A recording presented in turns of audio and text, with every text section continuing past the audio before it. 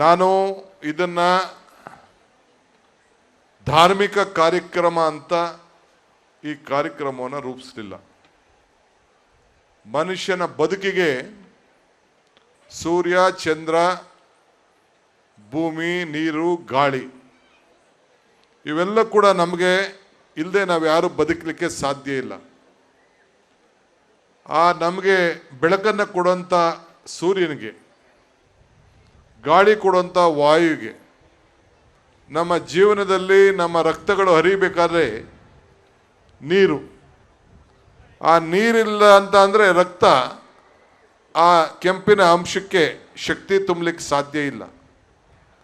ಇವತ್ತು ನಮ್ಮ ರಾಜ್ಯದಲ್ಲಿ ನಮ್ಮ ಜೀವ ನದಿ ಈ ಹಳೆ ಮೈಸೂರು ಭಾಗದಲ್ಲಿ ಸುಮಾರು 3 ಕೋಟಿ ಜನರಿಗೆ, ಬರೀ ಕರ್ನಾಟಕದಲ್ಲೇ, ಅದಾದ ಮೇಲೆ ತಮಿಳುನಾಡು, ಪಾಂಡಿಚೇರಿ ಮತ್ತು ಕೇರಳ ಕೆಲವು ಭಾಗ, ಈ ಭಾಗಕ್ಕೆ ಈ ಕಾವೇರಿ ತಾಯಿ ನಮ್ಮೆಲ್ಲರೂ ಕೂಡ ಜೀವನವನ್ನು ನಡೆಸ್ಕೊಂಡು ಬರ್ತಾ ಇದ್ದಾಳೆ. ನಮ್ಮ ಮನೆಯಲ್ಲಿ ನಮ್ಮ ಹೆತ್ತ ತಾಯಿಗೆ ನಾವು ಯಾವ ರೀತಿ ಗೌರವವನ್ನು ಕೊಡ್ತೇವೆ, ಅದೇ ರೀತಿ ಇವತ್ತು ನಾವು ನಮ್ಮ ಬದುಕಿಗೆ ಆಶ್ರಯನ ಕೊಟ್ಟಂಥ ಈ ಕನ್ನಂಬಾಡಿ ಕಟ್ಟೆಯ ಅಡ್ಡದಲ್ಲಿ ಪಾದದಲ್ಲಿ ಏನು ನಮ್ಮ ಕೊಡಗಿನಿಂದ ಈ ಕಾವೇರಿ ಹರಿತಾ ಇದ್ದಾಳೆ, ಆ ತಾಯಿಗೆ ನಮನವನ್ನು ಅರ್ಪಿಸುವಂಥ ಒಂದು ದೊಡ್ಡ ಪುಣ್ಯವಾದಂಥ ಕೆಲಸದಲ್ಲಿ ನಾವೆಲ್ಲ ಭಾಗಿಯಾಗಿದ್ದೇವೆ. ಇವತ್ತು ನನಗೆ ಭಾಳ ಸಂತೋಷ.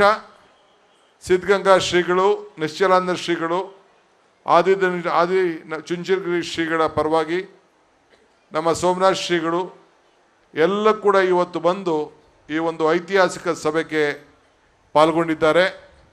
ಈ ಒಂದು ಪವಿತ್ರವಾದಂಥ ಕಾರ್ಯಕ್ರಮದಲ್ಲಿ ಬಂದು ದೀಪವನ್ನು ಕೂಡ ಬೆಳಗಿಸಿದ್ದಾರೆ.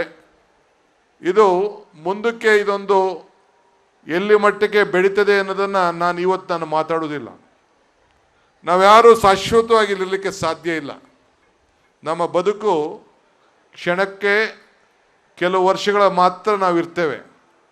ಆದರೆ ಇವತ್ತು ನಾವು ಹೆಂಗೆ ಕೃಷ್ಣರಾಜ ಒಡೆಯರನ್ನ ನೆನೆಸ್ಕೊಳ್ತೇವೆ, ವಿಶ್ವೇಶ್ವರ ನೆನೆಸ್ಕೊಳ್ತೇವೆ, ಆ ರೀತಿ ನಾವು ಹಾಕ್ಕೊಟ್ಟಂಥ ಒಂದು ಅಡಿಪಾಯ ಮುಂದಿನ ಪೀಳಿಗೆ ಇದನ್ನು ಉಳಿಸ್ಕೊಂಡು ಹೋಗ್ತಾರೆ ಅನ್ನೋ ದೃಷ್ಟಿಯಿಂದ ಈ ಶುಭವಾರ ಶುಭಗಳಿಗೆ ಈ ತಾಯಿ ಚಾಮುಂಡೇಶ್ವರಿಯ ಸನ್ನಿಧಿಯಲ್ಲಿ ಇವತ್ತು ಕಾವೇರಿಯ ಪೂಜೆಯನ್ನು ನಾವೆಲ್ಲ ಹಮ್ಮಿಕೊಂಡಿದ್ದೇವೆ.